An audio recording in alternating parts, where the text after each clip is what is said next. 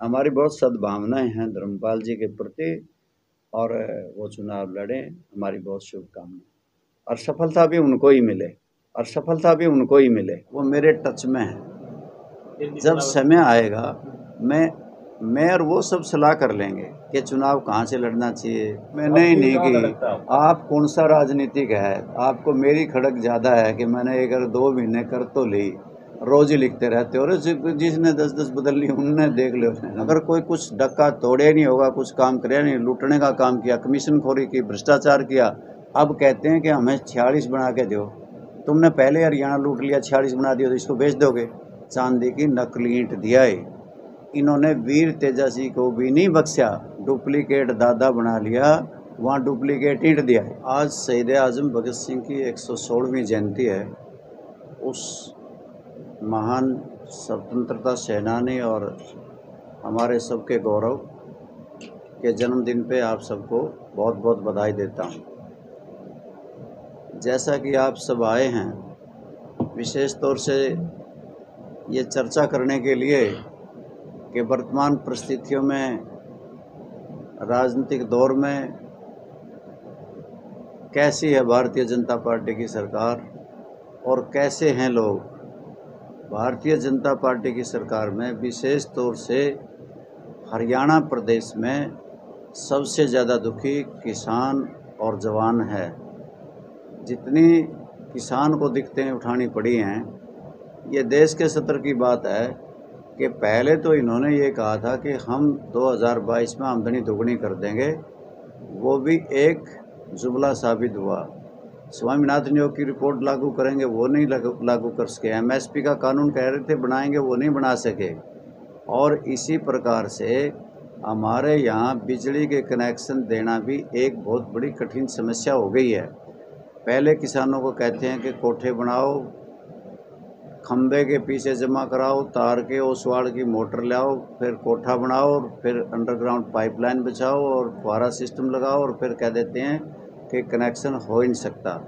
और किसानों की फसलें आती हैं, या तो उन्हें बेमौसमी बारिश की वजह से या फ्लड की वजह से, चाहे वो जमुना का फ्लड हो चाहे वो घग्गर का फ्लड हो। हमारे 14 ज़िले डूब गए थे और सरकार ने माना था कि 14 लाख हेक्टर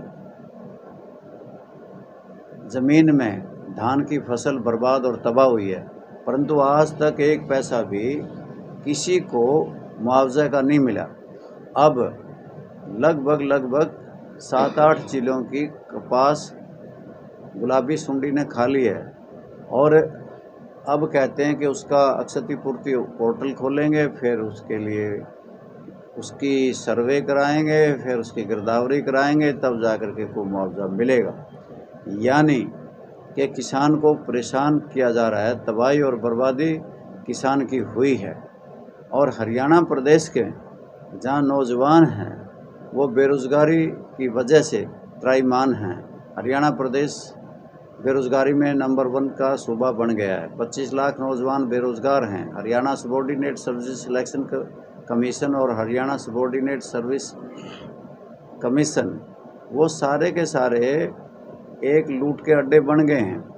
और 75% आरक्षण का हरियाणवियों को देने का जो वादा किया था वो भी एक झुंझुना ही साबित हुआ। ले दे करके एक फ़ौज थी, फ़ौज को भी ठेके पे दे दिया और फ़ौज में अग्निवीर भर्ती होंगे और 4 साल के बाद रिटायर हो जाएंगे। यानी कि हरियाणा प्रदेश में नरेगा का बजट कम करके भी बेरोज़गारी को बढ़ाया। और सरकार के इदारे थे, चाहे वो रेलवे थी, चाहे वो बंदरगाहें थी और चाहे वो आप ये मान के चलो रेलवे स्टेशन थे, उनको भी बड़ी कंपनियों के हवाले कर दिया। यानी कि बेरोज़गारी और बढ़ी। हरियाणा प्रदेश में 2,86,000 करोड़ का कर्जा है। आज हरियाणा प्रदेश में स्कूल बिन मास्टरों के हैं और अस्पताल बिन डॉक्टरों के, जल घर बिन जल के हैं और बिजली घर बिन बिजली के हैं। आज हरियाणा प्रदेश की सड़कों की दुर्दशा है। हरियाणा प्रदेश में आप देख पाएंगे परिवार पहचान पत्र एक किस्म का समस्या बन गई हैं। 1,80,000 रुपये जिसका उस पर अंकित हो गया, उनकी 5 लाख बुज़ुर्गों की पेंशन कट गई, 10 लाख राशन कार्ड कट गए। और इसी प्रकार से हरियाणा प्रदेश में जब से ये सरकार बनी है, भारतीय जनता पार्टी और जेजेपी की ये लूट में लगी हुई है। चाहे वो कोरोना काल में शराब घोटाला हुआ हो, चाहे वो रजिस्ट्री घोटाला हुआ हो, धान घोटाला हुआ हो, चाहे पेपर लीक घोटाला हुआ हो, चाहे हमारे कैथल जिले में सफाई घोटाला हुआ हो, चाहे रिचार्ज बोर्ड घोटाला हुआ हो, तालाब खुदाई घोटाला हुआ हो, चाहे म्यूनसिपल कमेटी के घोटाले हुए हैं, चाहे ब्लॉक समिति और जिला परिषद के घोटाले हैं, लगातार पंचायतों को 2 वर्ष तक इस सरकार के लोगों ने लूटा है। और हरियाणा प्रदेश आज एक ऐसे बोर्ड पे खड़ा है कि लगता है इसका कोई वालीवास नहीं है। मतलब साहब, आपने कहा कि घोटालों की बात सामने आती थी, आरटीआई के माध्यम से आपने भी, जनता ये भी जानना चाहती है कि जो आरटीआई आप लगाते हो राजनीतिक रूप से लगाते हो और जनता के हित में लगाई जाती है वो? मेरे अपने तो कोई हित है नहीं, ना मुझे कुछ ज़्यादा सा हित साधना है इन बातों से। जो मैंने जानकारियाँ दी हैं वो मेरी जानकारी जब मैंने दी थी कि सफाई घोटाले के 32 करोड़ रुपये आए और वो सारे के सारे खा गए, उनमें से एक पैसा भी नहीं लगा। सरकार ने विजिलेंस को जांच दी और वो विजिलेंस को दी गई जांच आज डंप पड़ी है और उसकी पुष्टि मेरे साथी विधायक कैथल के श्रीमान लीलाराम ने की थी कि वास्तव में ऐसा हुआ है। मैंने उसमें कोई गलत जानकारी, उससे लाभ कोई उठाया नहीं। आप ही बताइए कि मुझे क्या फ़ायदा होना था जब मैंने ये कहा है कि मंत्री महोदय ने अपनी ऐच्छिक ग्रांट अपने रिश्तेदारों को और अपने समर्थकों को बांट दी और मुझे इसमें हेरा फेरी लगती है। इसमें मुझे क्या मिलना था? तो फिर आगे कार्रवाई क्या रही? क्योंकि अगर तो ढीले बस्ते हो, आप जो शिकायत, ये तो समय आने पे, जब समय आएगा सभी बातें आप तक पहुंचा दी जाएंगी।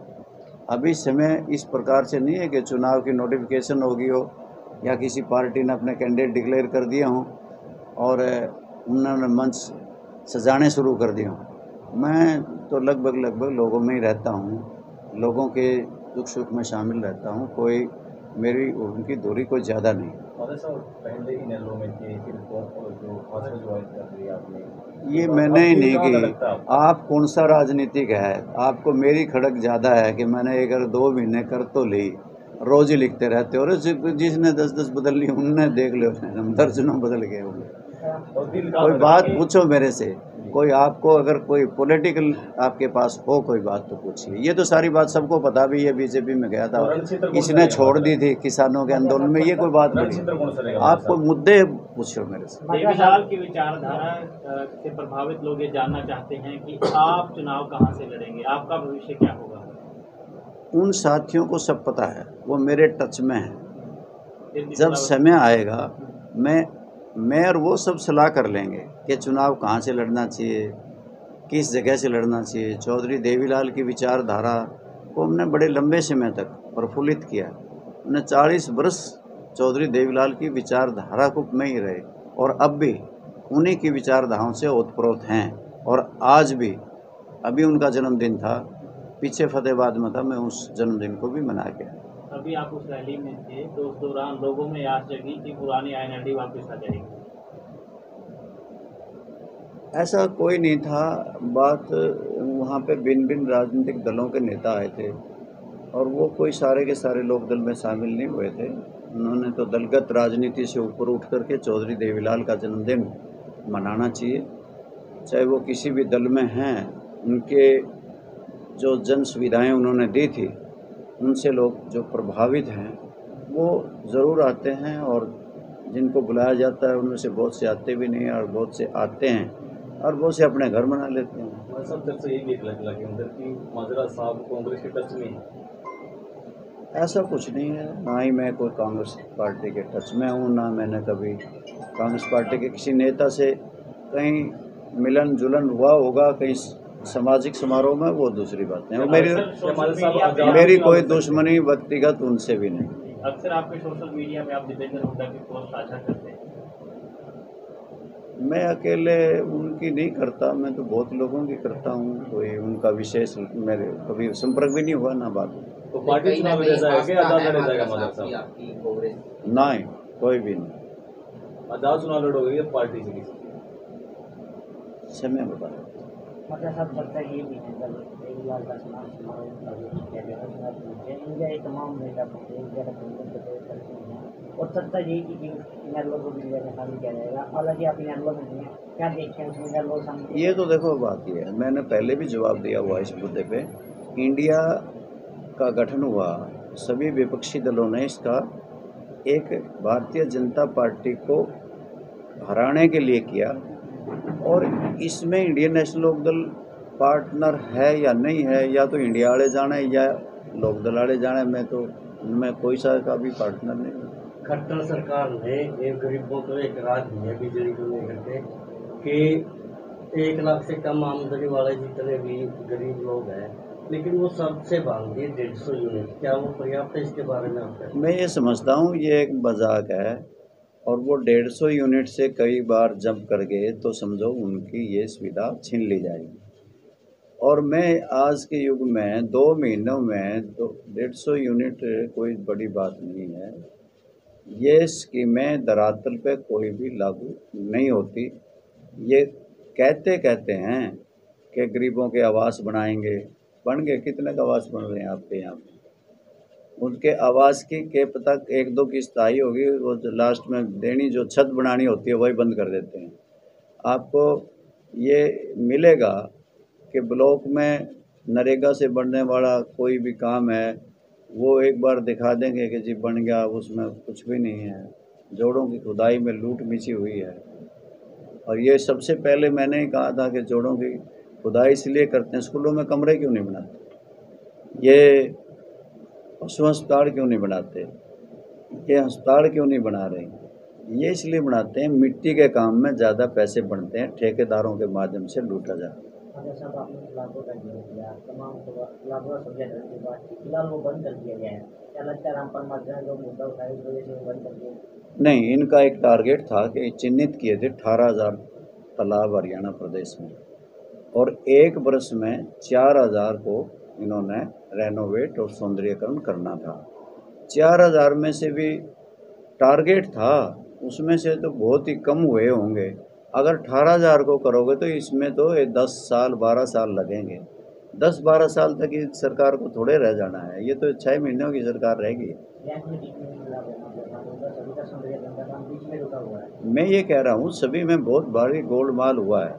सभी के अंदर अपने अपने गांव के लोग सब ये मांग कर रहे हैं कि इनकी जांच होनी चाहिए, और इसमें पलीता लगाया गया है।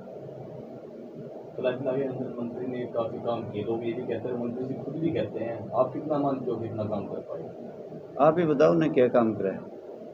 कैलाश कमालपुर गांव तो उनका 95% वोट देने वाला, उन्होंने पूछा तो है MP से, उन्होंने कहा 4 करोड़ लग गया, पूरा तो 1 पैसा भी नहीं लगा। कागजों में तो तुम्हारे भी पता नहीं क्या कर दिया होगा, पर मुझे तो धरातल में कोई भी काम बना नहीं नज़र आया। वो समय बताएगा कि भाई अगर उन्होंने काम किए होंगे, लोगों के हित में लगे रहे होंगे, अगर वो लोगों के काम आए होंगे तो लोग दोबारा से जनादेश भी ज़रूर देंगे। अगर कोई कुछ डक्का तोड़े नहीं होगा, कुछ काम करे नहीं, लूटने का काम किया, कमीशनखोरी की, भ्रष्टाचार किया, आज सारी तहसीलें, सारे थाने, सभी दफ्तरों में दलाल बैठे हैं। और विशेष तौर से रिश्वतखोरी और कमीशनखोरी जिसकी प्राथमिकता रही होगी वो क्या विकास कराएंगे? विकास के मायने नहीं जानते हो, विनाश किया है।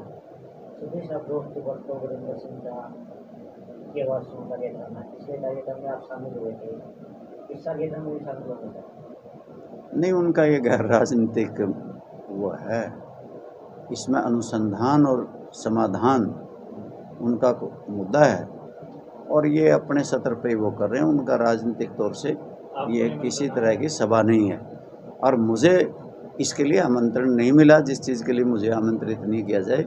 अगर मिलेगा तो मैं सोचूंगा, अगर नहीं मिला तो नहीं।